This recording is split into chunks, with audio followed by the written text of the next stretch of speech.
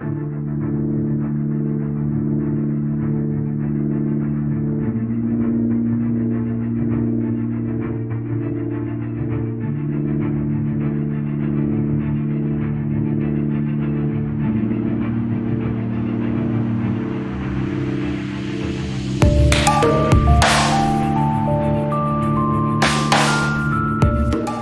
Xi Jinping, the pandemic, which has preoccupied the world's governments for months, seemed an ideal opportunity to make quick progress on his expansionist agenda.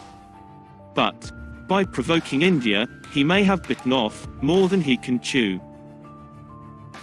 China's foreign minister, Wang Yi, recently declared that aggression and expansionism have never been in the Chinese nation's genes. It is almost astonishing that he managed to say it with a straight face.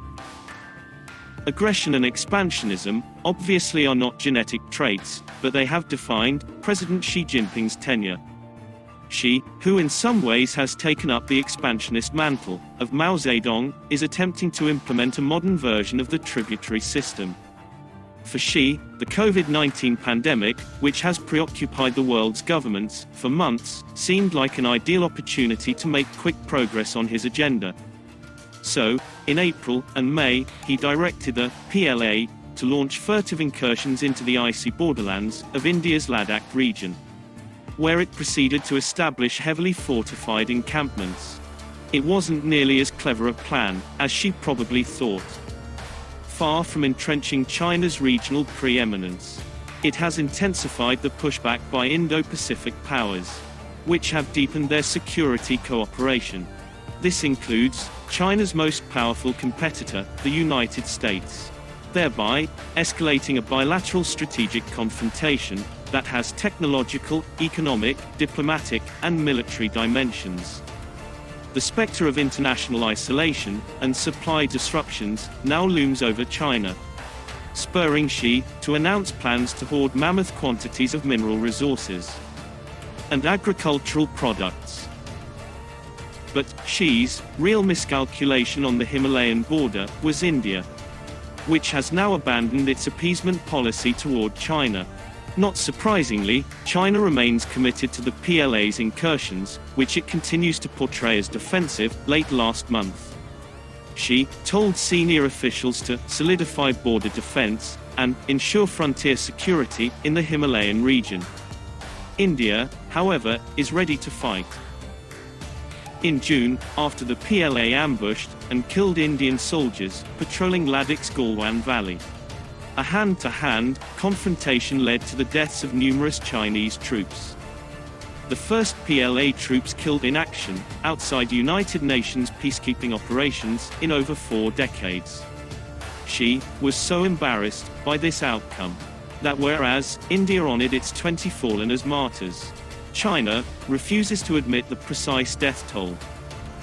The truth is that, without the element of surprise, China is not equipped to dominate India in a military confrontation.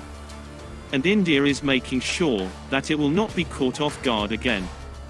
It has now matched Chinese military deployments along the Himalayan frontier and activated its entire logistics network to transport the supplies needed to sustain the troops and equipment through the coming harsh winter.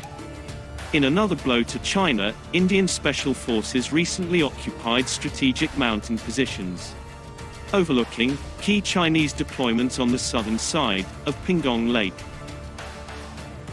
Unlike the PLA, which prefers to encroach on undefended border areas, Indian forces carried out their operation right under China's nose, in the midst of a major PLA build-up.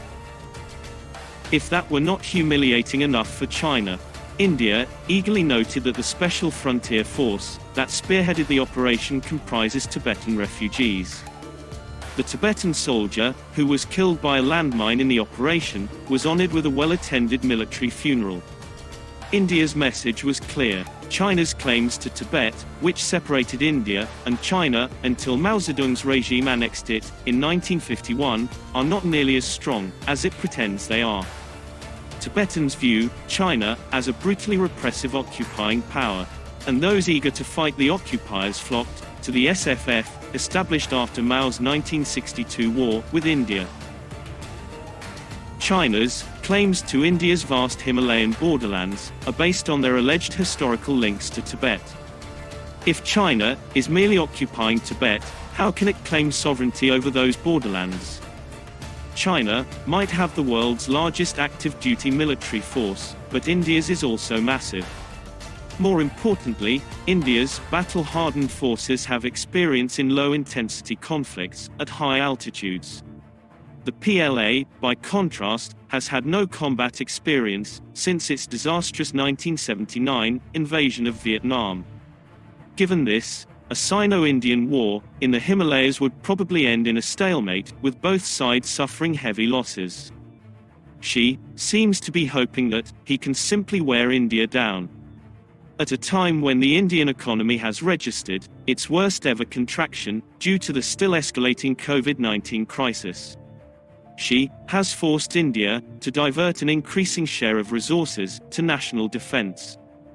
With his Himalayan misadventure, he has provoked a powerful adversary and boxed himself into a corner.